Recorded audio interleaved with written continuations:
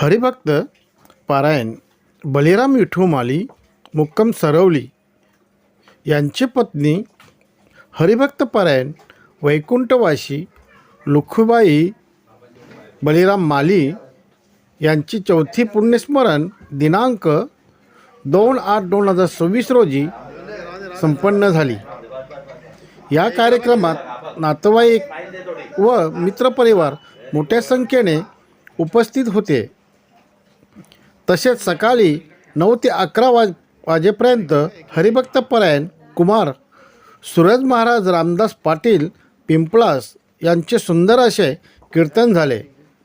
हरिभक्त पारायण वैकुंठवासी लुखीबाई बलिराम माली यांचे शोकाकुल हरिभक्त पारायण बलिराम विठू माली, हरिभक्त पारायण शक्ती बलिराम माली, श्री रवींद्र बलिराम माली, हरिभक्त पारायण गहिनीनाथ बलिराम माली, श्री दीपेश बलिराम माली तसेच माली परिवार सरवली.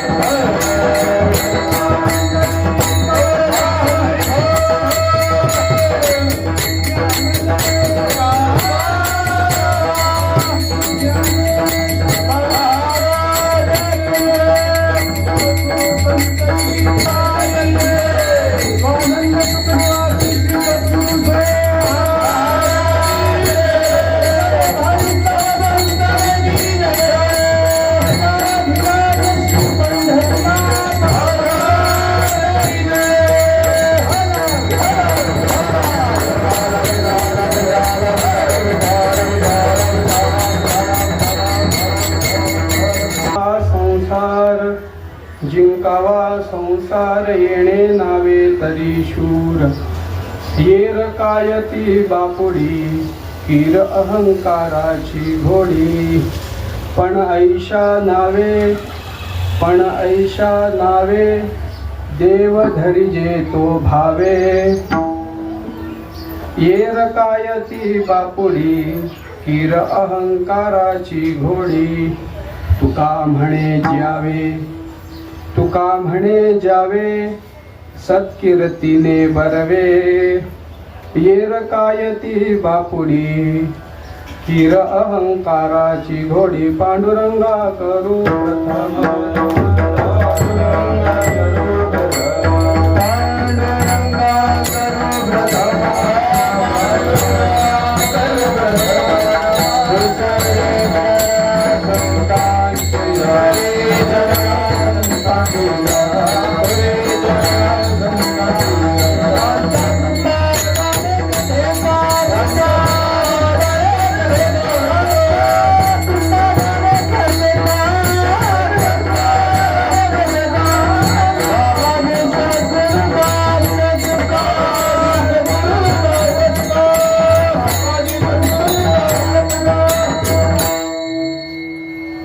समचरणं सरोजं सान्द्र नीलाम्बुदाभं जगन्निहित पाणिं मण्डनं मण्डनानां तरुणतुलसीमालां कन्धरं कञ्जनेत्रं हृदयधवलहासं विठ्ठलं चिन्तयामि नमामि सद्गुरुं शान्तं सच्चिदानन्दविग्रहं पूर्णब्रह्मपरानन्दं मीशमानन्दिवल्लभम् श्री ज्ञानेशो भगवान विष्णुः निवृत्तिर भगवान हरः सोपानो भगवान ब्रह्मा मुक्ताख्या ब्रह्मचित्कला नमो सद्गुरु तुकया ज्ञानदीपा नमो सद्गुरु सच्चिदानंद रूपा नमो सद्गुरु भक्त कल्याण मूर्ती नमो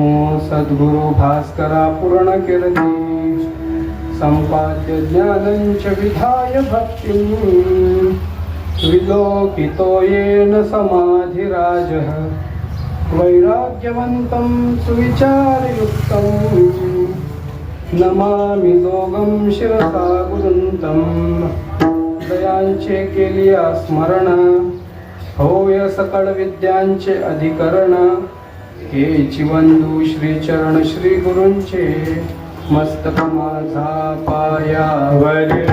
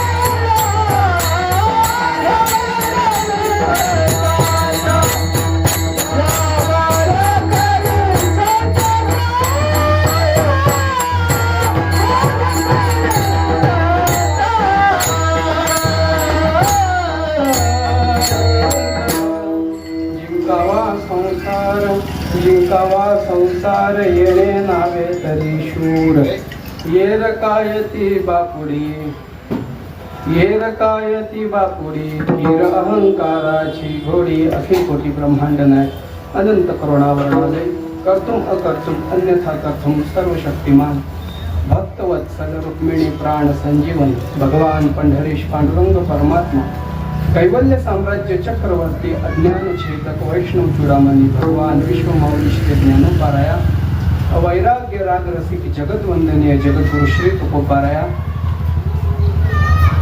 प्रातस्मरणीय स्वानंद सुख निवासी श्री सद्गुरु भोग महाराज स्वानंद सुख निवासी श्री सद्गुरु वामन बाबा श्री सद्गुरु सावळाराम बाबा महाराज श्री सद्गुरु काशीनाथ बाबा महाराज आदी करून येथे उपस्थित माझ्यापेक्षा वयाने ज्ञानाने अनुभवाने ज्येष्ठ श्रेष्ठ असे श्रोतृवर्ग तुम्हा सर्वांच्या चरणांवर एकदा विनम्र भावनेने नतमस्तक होतो आणि सेवा करण्याची आज्ञा मागतो. विठ्ठल प्रस्तुत सेवेकरता निवडलेला अभंग जगद्गुरु श्री तुकोबारायांचा असून सर्वांचा पाठ परिचय असा हा अभंग आहे. जरी पाठातील नसला तरी सर्वांच्या परिचयाचा किंबहुना या अभंगावर सर्वांनी कितीतरी चिंतन ऐकलेलं असे श्रोतृवर्ग माझ्या समोर उपस्थित आहे. विठ्ठल विठ्ठल सेवेचं निमित्त आपल्या सर्वांना ज्ञात आहे. वैकुंठवासी आईंच्या जाण्याच्या निमित्ताने आज त्यांना जाऊन 4 वर्षे झाली आणि तद निमित्ताने आजची कीर्तनरूपी सेवा आहे. येथे येण्याचं निमित्त म्हणजे आपल्या सर्वांचे परिचित असणारे आपले बळीराम बाबा. प्रायः मी त्यांच्यासोबत जास्त कौटुंबिक नातं न मानता त्यांच्यासोबत मी जास्त पारमार्थिक नातं मानतो. विठ्ठल विठ्ठल कौटुंबिक नात्यांच्या बाबतीत जर बघायला गेलो तर कौटुंबिक नाते कोणत्या ना कोणत्या कारणास्तव किंवा कोणत्या ना कोणत्या वादास्तव हे कधी ना कधी नष्ट होऊ शकतात, पण परमार्थातील नातं मात्र कधीही नष्ट होऊ शकत नाही. आपण आता आपली पंढरपूरची वारी झाली. वारीमध्ये चालत असताना आपल्याला कितीतरी आपले स्वतःचे मित्र कितीतरी वर्षातून आपल्याला वारीमध्ये भेटतात. आता प्रायः त्यांच्यासोबत आपला कितीतरी वर्षांचा संबंध जरी नसला तरी देखील ते वारीमध्ये मिळाल्यानंतर आपण त्यांना गळा भेट देतो. हे आहे परमार्थातील नातं. विठ्ठल म्हणूनच आज आईंच्या जाण्याच्या निमित्ताने 4 वर्ष आज त्यांना पूर्ण झाली. तदनिमित्त आज त्यांचं वर्ष श्राद्ध आहे आणि वर्ष श्राद्धाच्या निमित्ताने भगवंताची सेवा व्हावी, ज्ञानदानाचं कार्य व्हावं याकरता माझा अधिकार नसताना देखील बाबांनी मला आज्ञा केली. तदनिमित्ताने तुम्हा समोर सर्वांसमोर उपस्थित. विठ्ठल निवडलेला अभंग जगद्गुरु तुकोबारायांचा असून तुकोबारा या अभंगामध्ये सांगतात की ज्याने ज्याने संसार जिंकला त्याला तुकोबारायांनी शूर अशा प्रकारे म्हटलेलं आहे. म्हणजे जो कोणी असेल ज्याने ज्याने संसार जिंकला त्याला तुकोबाराया शूर असे म्हणतात. जिंकावा संसार येणे नावे तरी शूर. ज्याने ज्याने संसार जिंकला तो कोण आहे? शूर आहे. आणि संसाराची व्याख्या बघत असताना आपण आतापर्यंत संसाराची व्याख्या बघितलेली आहे. संसरती नाम संसार. जो सतत सरकत राहतो, जो सतत फिरत राहतो त्याला संसार म्हटलं आहे. ज्ञानोबारायाला म्हणतात उपजे ते नाशे नाशिले ते पुनरपिदिसे हे घटिका यंत्र जैसे परिभ्रमे गा. म्हणजे जे जे जे जे सतत चालू असतो तो उत्पन्न होतो, नष्ट होतो, उत्पन्न होतो, जगतो आणि नष्ट होतो त्याला संसार असं म्हटलेलं आहे. आणि हा सर्व संसार हा मायेच्या अधीन असतो. म्हणजे जितकं काही संसार आहे, जितकं काही उत्पन्न होणार आहे, नष्ट होणार आहे ते सर्व मायेच्या अधीन असतं आणि ती माया ज्याच्या अधीन आहे तो ब्रह्मांडाचा मालक आहे. आणि अशा ब्रह्मांडाच्या मालकाने निर्माण केलेला संसार आपल्याला जिंकता येईल का? विठ्ठल संसारती नावाचा जो संसार आहे, आतापर्यंत आपण संसाराची हीच व्याख्या ऐकत आलेलो आहोत की संसारती नाम संसार. हा संसारती नाम जो संसार आहे तो जिंकता येऊ शकतो का? तर हा संसार जिंकता येऊ शकतो कसं? त्याकरिता आपण या संसाराकडे बघत असताना कशा दृष्टीने बघतो? सत्यत्व म्हणजे हा माईक आपल्याला माईक म्हणून भासतो की पांडुरंग म्हणून भासतो? हा माईक आपल्याला माईक म्हणूनच भासतो. म्हणजे हा मिथ्या असलेला संसार आपल्याला सत्य रूपाने भासतो. म्हणजे जोपर्यंत आपण हा संसार मिथ्या रूपाने न बघता सत्य रूपाने बघत राहू तोपर्यंत आपल्याला संसार जिंकता येणार नाही. विठाल आपल्याला सगळीकडे विश्वती नाम विश्व, या संसाराला दुसरा शब्द वापरला विश्व.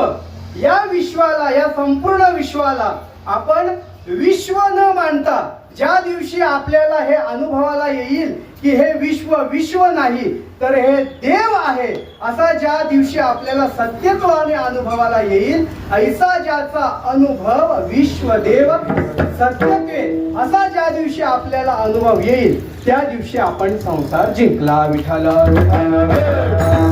हा संसार आपल्याला जिंकता येतो. आणि अशाच प्रकारे संसाराची व्याख्या आपण आजपर्यंत ऐकत आलेलो आहोत. म्हणजे संसारती नाम संसार, अशीच व्याख्या आणि अशाच व्याख्येवर चिंतन आपण आजपर्यंत ऐकत आलेलो आहोत. आज याच्या पुढे थोडं काही वेगळं, म्हणजे मागे देखील चिंतन करत असताना या अभंगावर संसारती याच पदावर चिंतन केलं होतं. पण चिंतन करत असताना काही गोष्टी लक्षात आल्या. तुकोबार या तिसऱ्या चरणात काय सांगतात? पण ऐशा नावे देव धरिजे तो भावे. ज्या अर्थी तुकोबारायांनी दुसऱ्या चरणामध्ये अहंकाराच्या बाबतीमध्ये सांगितलं मान्य आहे. अहंकार म्हणजे संसार. ज्या दिवशी आपण अहंकाराला जिंकू त्या दिवशी आपण संसार जिंकू. पण तुकोबारायांनी पुढे आपल्याला देव तिसऱ्या चरणामध्ये देवाला का आणलं असेल, तर याचं उत्तर आपण या चिंतनामध्ये पाहण्याचा प्रयत्न करू. विठाल संसार शब्दाचा अजून एक आपण जर व्याख्या तयार करायला गेलो तर संसारती इतकंच नाही तर सम्यक सारह नाम संसारह. सम नाम सम्यक आणि सारह नाम सारह. सम्यक सारह नाम संसारह. विठाल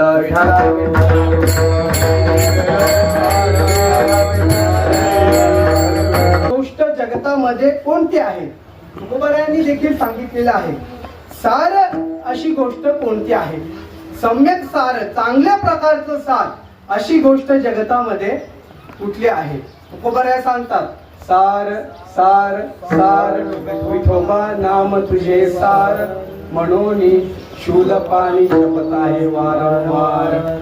तुकोबारायांनी भगवंताच्या नामाला सार असं म्हटलं आणि एकदा नाही 4 वेळेला सांगून आपल्याला समजण्याकरता तुकोबाराया 4 वेळेला सार सार सार विठोबा नाम तुझे सार असं आपल्याला पटवून देण्याकरता सांगतात. म्हणजे सम्यक सार काय जे असेल तर ते म्हणजे भगवंताचे नाम. विठ्ठल म्हणजे या ठिकाणी संसाराचा अर्थ काय करायचा आहे तर भगवंताचे नाम. म्हणजे जिंकावा संसार म्हणजे काय तर भगवंताच्या नामाला जिंकावं. विठ्ठल भगवंताचं नाम हे सार आहे. पण भगवंताचं नाम एवढंच सार आहे का की याच्या व्यतिरिक्त अजून काही सार आहे? भगवंताचं नाम एवढंच सार आहे का याच्या व्यतिरिक्त अजून काही सार आहे? तर याचं देखील उत्तर संतांनी दिलं. तुकोबारायांनी सांगितलं फलकट तो संसार येथे सार भगवंत. तुकोबारायांनी सांगितलं की अजून काही सार असेल तर ते म्हणजे भगवान परमात्मा. तुकोबारायांनी संसाराला फलकट म्हटलं, पण कोणत्या संसाराला? संसारती संसाराला तुकोबारायांनी फलकट म्हटलं. पण दुसऱ्या ठिकाणी दुसऱ्या संसाराची म्हणजे सम्यक साराची ओळख आपल्याला पटवून दिली, ती म्हणजे भगवान परमात्मा. हाच सम्यक सार आहे. विठ्ठल सम्यक सार असेल, भगवान परमात्मा जर संसार असेल तर या भगवान परमात्म्याला जिंकता येतं का? मग जिंकणं म्हणजे नेमकं काय? तर जिंकण्याचे आम्ही काही अर्थ काढले. सर्वात प्रथम जिंकणं म्हणजे ताब्यात घेणं. एखाद्याला जिंकणं म्हणजे काय तर एखाद्याला ताब्यात घेणं. संतांनी आपल्याला सांगितलं हृदयी बंदी खाना केला आणि आत विठ्ठल कोंडीला. म्हणजे संतांनी देवाला ताब्यात घेतलं. विठ्ठल विठ्ठल एखाद्याला वश करणं म्हणजे त्याला जिंकणं. संत जर सूरदासांचं आपण चरित्र बघितलं तर आपल्या लक्षात येईल की सूरदासांनी कशा प्रकारे देवाला जिंकलं होतं. किंबहुना जनाबाईंचं जर चरित्र बघितलं तर जनाबाईंच्या चरित्रामध्ये देखील भगवान परमात्म्याला कशा प्रकारे जनाबाईंनी वश केला होता हे आपल्या लक्षात येईल. नव्हे तर ज्ञानोबारायांनी स्पष्ट सांगितलं की भावनेने आपण जर त्याच्यावर प्रेम केलं, त्याचं जर चिंतन केलं तर ज्याप्रमाणे आपण करतळावर आवळा ठेवावा त्याप्रमाणे करतळी आवळे तैसा हरी, हरी, करतळी आवळे तैसा हरी,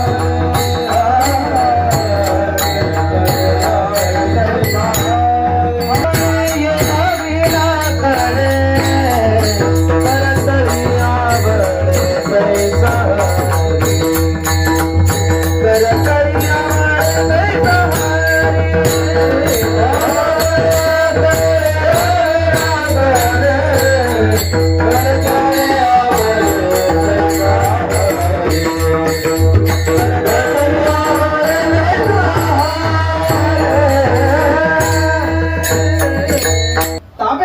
जिंकणं म्हणजे वश करणं. आणि तिसरं एक जिंकणं शब्दाचा अर्थ होतं जिंकणं म्हणजे उत्कर्ष पावणं. जिंकणं म्हणजे उत्कर्ष पावणं म्हणजे याचा अर्थ काय, ज्याला जिंकलं आहे उत्कर्ष होणं. म्हणजे जो जिंकतो तो वर जातो आणि जो हरतो तो त्याचा सेवक होतो. तर भगवान परमात्मा सार आहे, सम्यक सार आहे. भगवंताला जिंकायचं असेल, भगवंताला जिंकता येतं असं जर म्हटलं तर जिंकणाऱ्याचा अपकर्ष होईल आणि भगवान परमात्म्याचा, जिंकणाऱ्याचा उत्कर्ष होईल आणि भगवंताचा अपकर्ष होईल. हे संभव आहे का? भगवंताचा अपकर्ष होणं आणि जिंकणाऱ्याचा उत्कर्ष होणं संभव आहे का? जया पूजिले आदरे पांडुरंगे. तुकोबारायांच्या बाबतीत जर विचार करायला गेलो तर हे संभव आहे. तुकोबारायांची पूजा आदराने भगवान परमात्म्याने करावी म्हणजे तुकोबारायांचा उत्कर्ष झाला आणि भगवंताचा अपकर्ष झाला की नाही. म्हणजे जिंकणं म्हणजे उत्कर्ष करणं, उत्कर्ष पावणं म्हणजे उत्कर्ष सुद्धा पावता येतं. जिंकणं म्हणजे वश करणं आणि जिंकणं म्हणजे उत्कर्ष पावणं. म्हणजे भगवान परमात्म्याला ताब्यात घेता येतं, भगवान परमात्म्याला वश करता येतं, भगवान परमात्म्याला अपकर्ष करता येतं. आणि जिंकणं शब्दाचा शेवटचा अर्थ म्हणजे जिंकणं म्हणजे घालवणं. आपण म्हणतो की नाही अमुक माणसाने अमुक रोगाला जिंकलं म्हणजे काय, त्याने त्या रोगाला घालवलं. मग जर भगवंताला जिंकायचं असेल तर भगवंताला घालवता यायला पाहिजे. विठ्ठल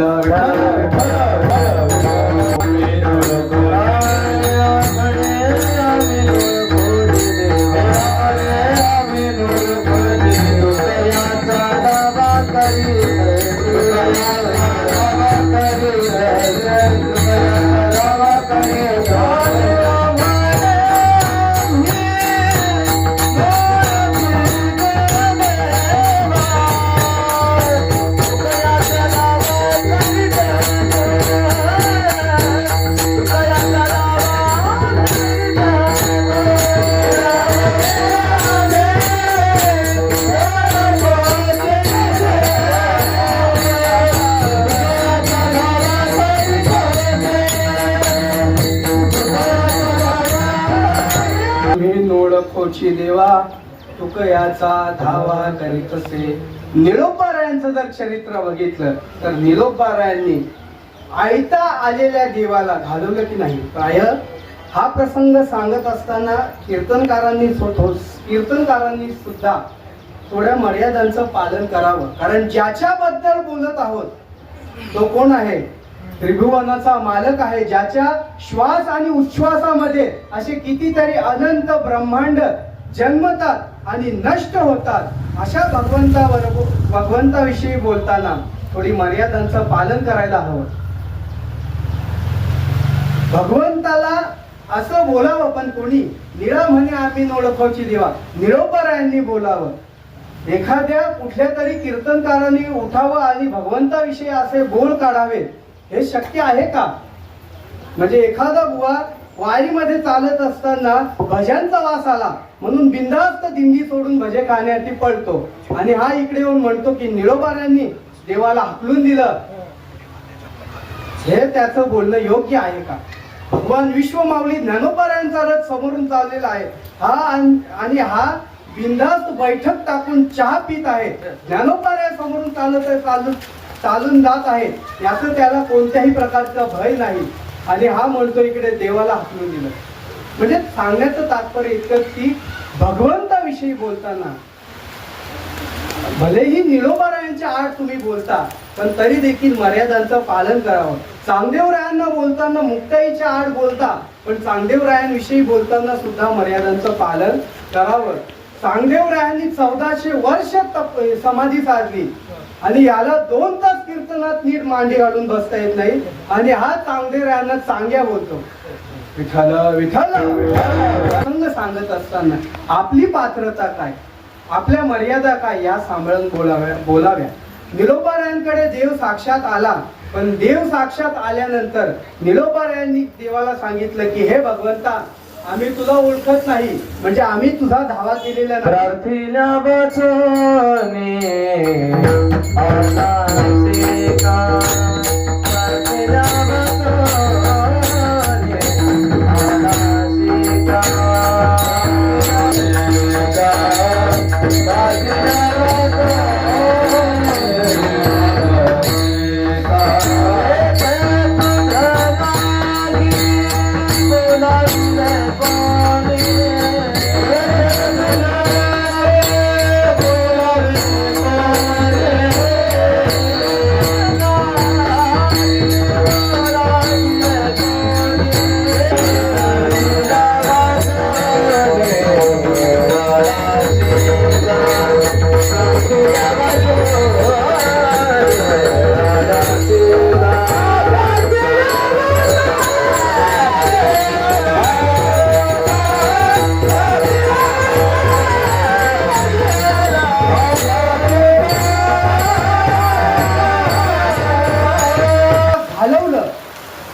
निळोबारायांनी भगवंताला जिंकलं.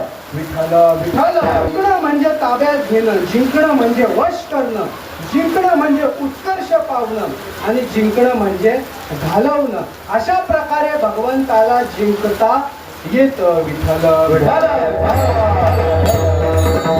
एक सम्यक सार म्हणजे नाम, आणि दुसरं सम्यक सार नाम भगवंत.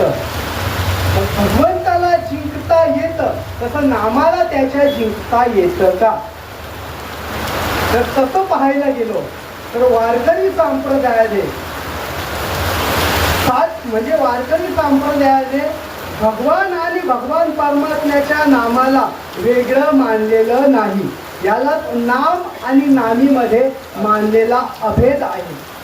नाम आठविता रूपी प्रगटापायी झालं, याचा अर्थ काय? जो नाम आपण आठवू त्याच प्रकारचा भगवान परमात्मा प्रकट होतो. याचा अर्थ नाम आणि नामीमध्ये भेद नाही. भगवान परमात्म्याचं नाम जसं आहे तसंच भगवान परमात्मा आहे. म्हणजे नाम आणि नामीमध्ये अभेद आहे. विठ्ठल सांगितलं अद्वय भजने. अद्वय म्हणजे काय? कशामध्ये अद्वय? भक्त आणि देवामध्ये अद्वय का? भक्त आणि देवामध्ये जर अद्वय करायला गेलो तर भक्ती संपूर्ण प्रायः भक्तिशास्त्र आणि वेदांत शास्त्राच्या प्रक्रियाच वेगळ्या आहेत. वेदांत जरी अद्वैत मानत असला तरी देखील भक्तीमध्ये जेव्हा ज्ञानोबाराया तुकोबारायांनी भक्ती केली तेव्हा तुकोबाराया ज्ञानोबारायांना देखील अद्वैताची प्राप्ती झाली. पण तो अद्वैत चाचल्यानंतर ज्ञानोबाराया तुकोबारायांनी सांगितलं अद्वैती तो नाही माझे समाधान. तुकोबारायांनी सांगितलं माझं अद्वैतामध्ये समाधान नाही. मी भक्त आणि तू देव. नको ब्रह्मज्ञान आत्मसेवा. मी भक्त आणि तू देव. अशा प्रकारचं द्वैत तुकोबारायांनी ठेवलं. आणि त्याच प्रकारे जरी भगवान आणि भगवंतामध्ये, भगवंताच्या नामामध्ये आणि भगवंतामध्ये जरी अभेद असला तुका म्हणे नाम चैतन्य हे निजधाम. म्हणजे भगवान आणि भगवान परमात्म्यामध्ये जरी अभेद असला तरी देखील भजन करण्याकरता, भक्ती करण्याकरता भगवान परमात्मा जरी साध्य असेल तर भगवान परमात्म्याच्या नामाला साधन करावं लागतं. विठ्ठल साधनाचं अवलोकन आपल्याला करावं लागतं. विठ्ठल तर हे दोन्ही वेगळे केले तर भगवंताला जिंकता येतं, मान्य आहे. भगवान परमात्मा नाम सम्यक्तार, सम्यक्तार नाम संसार. म्हणजे संसार म्हणजे भगवान परमात्म्याला जिंकता येतं. त्याचप्रमाणे सम्यक्तार नाम या नामाला जिंकता येतं का?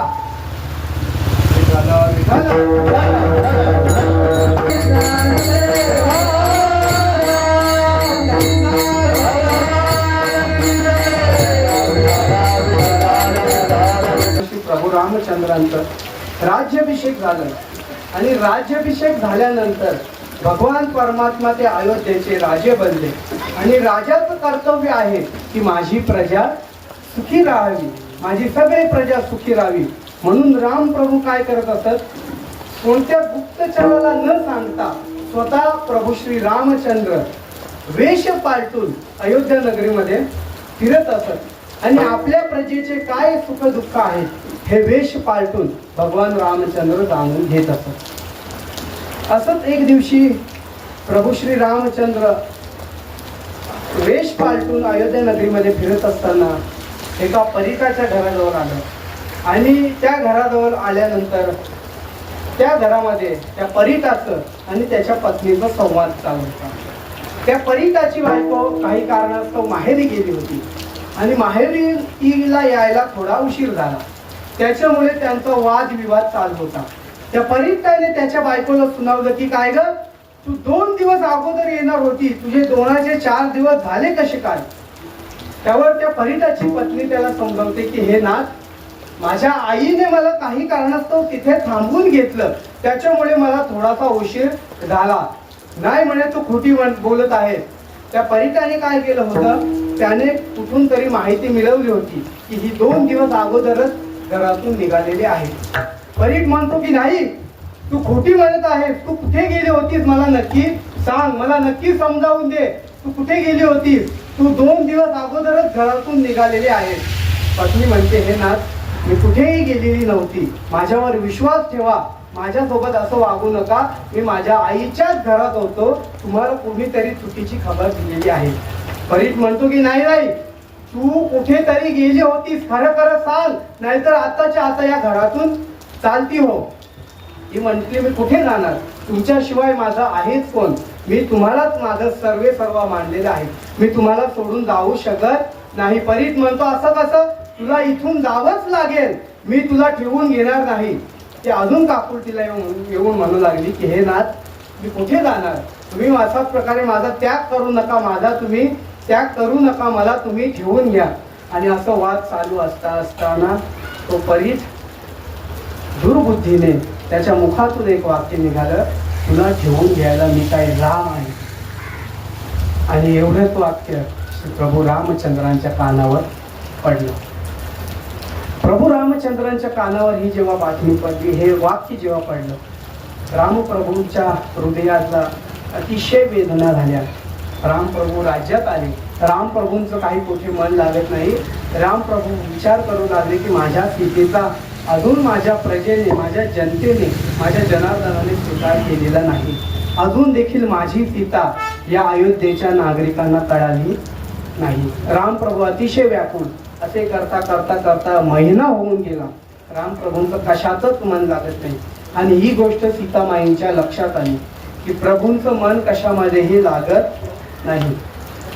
आणि मग सीतामय्याने, रामप्रभू काही आपल्याला स्वतःहून काही सांगणार नाही म्हणून त्यांचे गुप्तचर पाठवले आणि माहिती काढून घेतले की रामप्रभू कशामुळे इतके उदास आहेत, इतके त्यांचं मन विचलित का झालेलं आहे हे जाणून घेण्याकरता सीतामय्याने देखील त्यांचे काही गुप्तचर समाजामध्ये पाठवले आणि त्यांना कळालं की अशी रामप्रभू एका परिताच्या घराबाहेरून जेव्हापर्यंत निघाले तेव्हापासून रामप्रभूंचं मन काही कशात लागत नाही.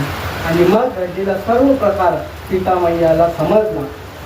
आणि दुसऱ्या दिवशी सकाळी पहाटे स्नान वगैरे उरकल्यानंतर सीतामय्याने रामप्रभूंना हाताला धरलं आणि हाताला धरून घेऊन ज्या ठिकाणी रामप्रभूंच्या पूर्वजांचे सर्व प्रतिमा लागल्या होत्या, महाराज रघु, महाराज दशरथ अशा प्रकारे सर्व सूर्यवंशी राजांचे ज्या ठिकाणी प्रतिमा लागल्या होत्या त्या कक्षामध्ये रामप्रभूंना घेऊन गेल्या आणि त्या ठिकाणी जाऊन म्हणाले की हे बघा, हेच ते पूर्वज आहेत ज्यांच्या समोर तुम्ही प्रतिज्ञा घेतली होती की मी या सर्व माझ्या प्रजेला सुखी ठेवीन. रामप्रभू म्हणाले हो, मला माहित आहे, मी प्रतिज्ञा घेतलेली आहे. सीतामय्या म्हणते मग जर तुमची अशी प्रतिज्ञा आहे तर ही प्रजा सुखी व्हावी अशा करता तुम्ही अट्टहास का करत नाही. प्रभू म्हणाले मला काही कळत नाही, तू काय बोलत आहे. सीतामय्याने सांगितलं मला घडलेला सर्व प्रकार समजलेला आहे. जर तुमच्या प्रजेच्या अंतःकरणामध्ये जर काही शंका असतील तर उद्याच्या उद्या तुम्ही माझा त्याग करावा आणि तुमच्या प्रजेला सुखी करावं. एवढंच वाक्य रामप्रभूंच्या कानावर पडताच रामप्रभू अतिशय क्रोधाने संतप्त झाले. रामप्रभूने आपला धनुष्य उचलला आणि म्हणाले ज्या राज्याकरता जर मला माझ्या सीतेचा त्याग करावा लागत असेल तर त्या राज्याचा मी एका बाणाने संपूर्ण नष्ट करून टाकेल. विठ्ठल विठ्ठल राम आहे. आणि अलीकडे काही नास्तिक लोक आणि काही नवतरुण ज्यांना आजच्या भाषेत जेनजी म्हणतात अशी काही लोक प्रभू श्री रामचंद्रांवर प्रश्नचिन्ह उभारतात की रामप्रभूंनी सीतामय्येचा त्याग केला. इतका मोठा मर्यादा पुरुषोत्तम देव आणि देवाने सुद्धा त्याच्या पत्नीचा त्याग केला असे प्रश्न उच्चारताना त्यांची जीभ कापत कशी नाही.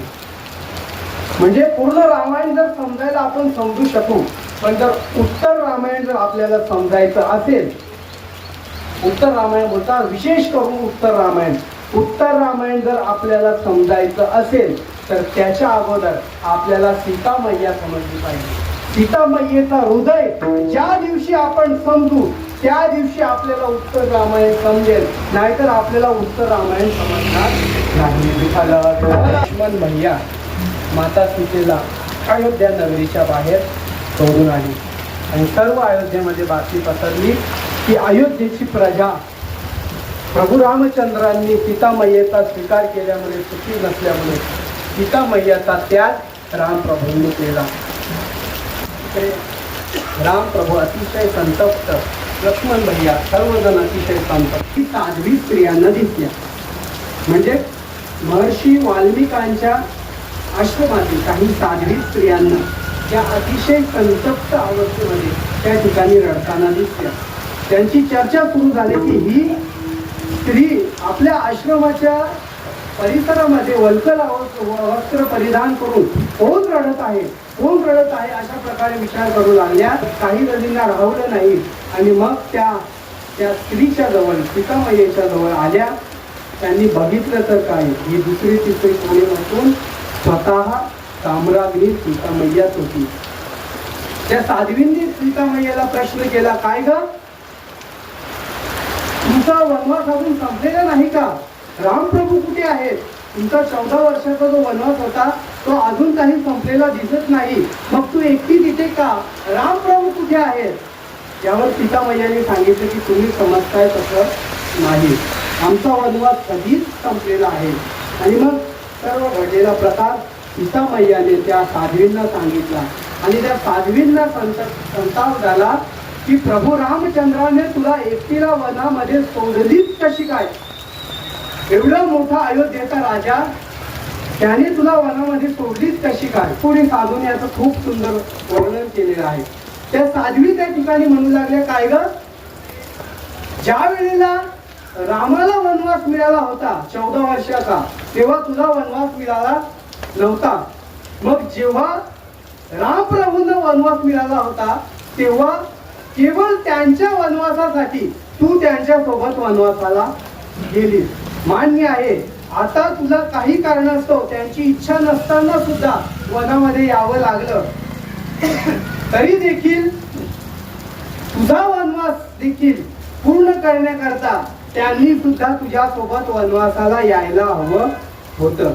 सीतामय्या म्हणू लागली की असं काहीही नाही, त्यांना माझा त्याग करायचा नव्हता, मी स्वतःच एकटी वनामध्ये आलेले आहे. अमुक अमुक अमुक सीतामय्या त्यांना समजावू लागली.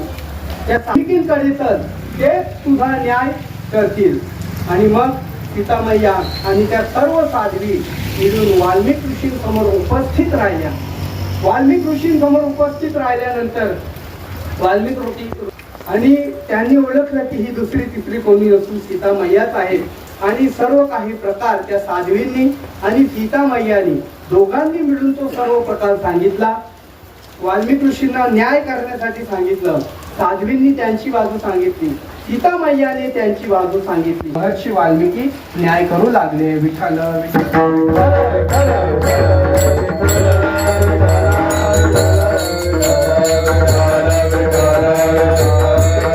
जब जब चर्चा होगी श्री राम जी की, जब जब चर्चा होगी श्री राम जी की, सीता के चरित्र में तृणवत बह जाएंगे. म्हणजे एखादं तृण म्हणजे गवताची पाती ज्याप्रमाणे नदीत टाकल्यानंतर क्षणाचाही विलंब न करता ती वाहून जाते, त्याच प्रकारे जब जब चर्चा होगी श्री राम की, सीता के महिमा में तृणवत बह जाएंगे. आगे आगे चले राम सदा, आगे आगे चले राम सदा, सीताजू चले पीछे पीछे. आतापर्यंत आपण बघितलं राम प्रभू पुढे पुढे पुढे पुढे चाललेले आहेत आणि सीतामय्या त्यांच्या पाठी. पण आता अब सीताजू चले आगे आगे, राम चले पीछे पीछे. राम सीता कोई न कहियो, सीताराम सीताराम सीताराम कहियो. विठ्ठल विठ्ठल. तू जरी प्रभू असले तरी आतापर्यंत जरी सीतामय्या त्यांच्या मागे जरी असले तरी सीतामय्याने असा काही पुरुषार्थ केला की प्रभू श्री रामचंद्रांनाच नाही तर प्रभू श्री रामचंद्रांच्या नामाला सुद्धा सीतामय्याने जिंकलं. आणि आतापर्यंत जरी राम सीता जरी आपण बोलत असलो तरी इथून पुढे सर्वजण बोलत असताना सीताराम किंवा सियाराम. आणि आज देखील अयोध्येमध्ये जर कोणाला प्रणाम करायचा असेल तर सर्वजण सियाराम किंवा सीतारामच म्हणतात. विठ्ठल सुद्धा जिंकता येत.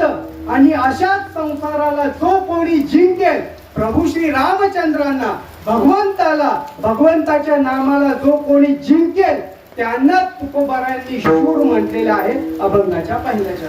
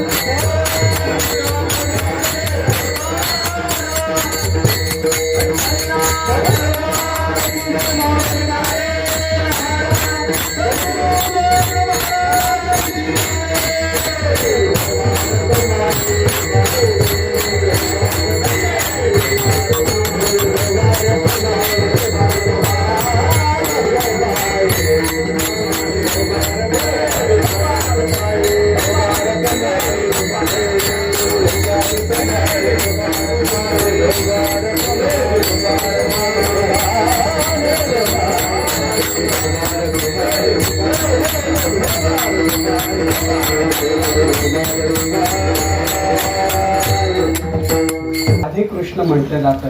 भगवंताच्या नामाला आमच्या आई साहेब श्री पार्वती मातेने जिंकलं म्हणून ओम नमः पार्वती पते म्हटलं जातं. भगवंताच्या नामरायांनी जिंकलं म्हणून पुंडलिक वरदा म्हटलं जातं. अशा प्रकारे साधू संतांनी भगवंताच्या नामाला जिंकलं आणि म्हणून वारीमध्ये चालत असताना विठ्ठल विठ्ठल भजन न करता ज्ञानोबा तुकाराम भजन करत वारकरी जातात. ज्ञानोबारायांनी तुकोबारायांनी आमच्या संतांनी भगवंताच्या नामाला जिंकलं. अशा प्रकारे संसार शब्दाचा अर्थ आपण सम्यक सारह असं केला. नाम सम्यक सार म्हणजे भगवंताचं नाम आणि भगवंताच्या नामाला जो कोणी जिंकतो तो संसार जिंकतो. दुसरा अर्थ केला सम्यक सारह नाम भगवान परमात्मा. भगवान परमात्म्याला जो कोणी जिंकतो तो संसार जिंकतो. आणि अगोदर आपण आतापर्यंत जे चिंतन ऐकत आलेलो आहोत त्या प्रकारे जर अर्थ केला तर संसरती नाम संसार म्हणजे अहंकार रूपी जे काही षडविकार आहेत त्या षडविकारांना जो कोणी जिंकतो त्याने संसार जिंकला. अशा प्रकारे जो कोणी संसार जिंकतो त्याला तुकोबारायाधिक संत तुकोबारायाधिक महात्मे शूर असं म्हणतात.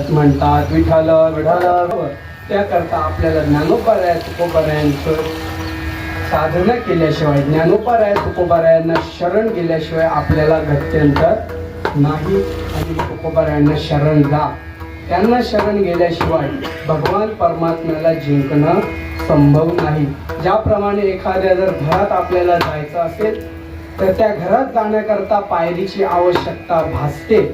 त्याच प्रकारे देवापर्यंत जायचं असेल त्या परमात्म्यापर्यंत जायचं असेल नव्हे तर त्रिगुण रहित असलेल्या भगवान परमात्म्याला जर जाणायचं असेल तर संत रूपी पायरीची आपल्याला आवश्यकता भासते. या प्रकारे तुम्ही देखील संसार जिंकावा संसार येणे नावे तरी शूर येर कायती बापुडे कीर अहंकाराची घोडी.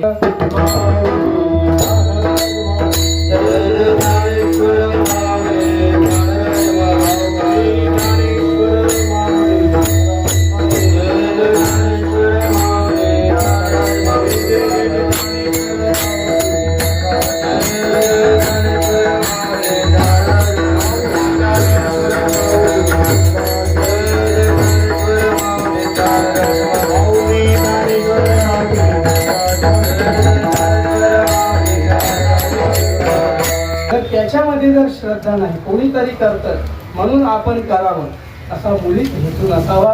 आपल्या गेलेल्या दिवंगत आई वडिलांविषयी आपल्या पितरांविषयी आपली श्रद्धा असावी आणि त्यांना जर आपण श्रद्धेनं दिलं तर पितरांचा आशीर्वाद गृहस्थ आश्रम जे गृहस्थ आश्रमाचा आशीर्वाद सर्वात महत्वाचा मानला जातो. तर आशीर्वाद देती कल्याण इच्छिती सर्व काळ. आपण अन्नदानादी कार्य करत असतो. कशा करता? कारण आता जो कोणी दिव्यांगत झाले म्हणजे गेलेला आहे त्याच्याकरता त्याला काहीतरी खुराक पोचवावा म्हणून त्याला काही आता आपण काजू बदामाचा तो गेल्यानंतर त्याच्याकरता आपण अन्नदानादी कर्म कशा करता करतो त्याला त्याच्याने पुण्य उत्पन्न व्हावं आणि ते पुण्य त्याला प्राप्त व्हावं आणि ती पुण्यांची शिदोरी त्याच्याजवळ गेल्यानंतर तो त्या ज्या कोणत्या लोकांमध्ये असेल त्या लोकांमध्ये सुखी राहील याकरता हा अट्टहास असतो. पण अन्नदान करत असताना अन्नदानाने जे काही पुण्य निर्माण होतं त्या पुण्यांना अशुद्ध पुण्य मानलं जातं. त्याला जर शुद्ध पुण्य पाहिजे असेल तर ते शुद्ध पुण्य ते जे काही आपण अन्नदान करतो त्या अन्नामध्ये कांदा लसूण नसावा. ग्रहण करणार आहे त्याच्या पायामध्ये चप्पल बूट नसावं. जो कोणी बनवणारा आहे त्याच्या पायामध्ये चप्पल बूट नसावं. त्याने सोडं केलेलं असावं. अशा प्रकारे ते अन्न शिजवलं जावं.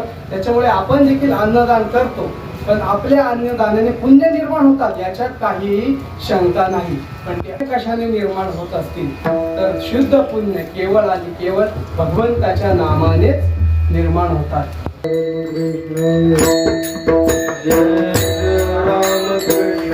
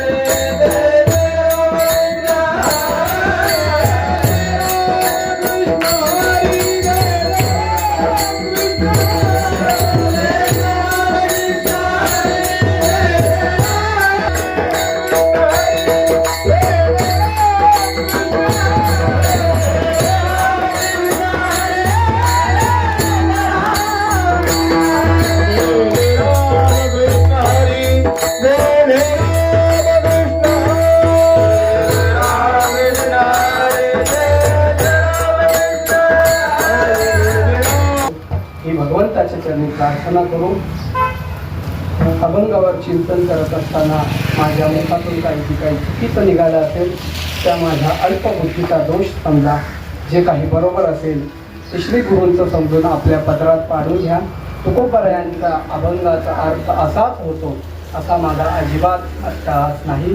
जसं माझ्या मुखातून ज्ञानोबरायांनी वधवून घेतलं तसं बोलण्याचा प्रयत्न केला. झालेली सेवा भगवंताच्या श्रीचरणी समर्पित करून वाणीला पूर्णविराम. किंबहुना तुमचे केले धर्म कीर्तन हे सिद्धिलेले येथे माझे जे उरले पायिक पण विठ्ठल जय जय विठ्ठल.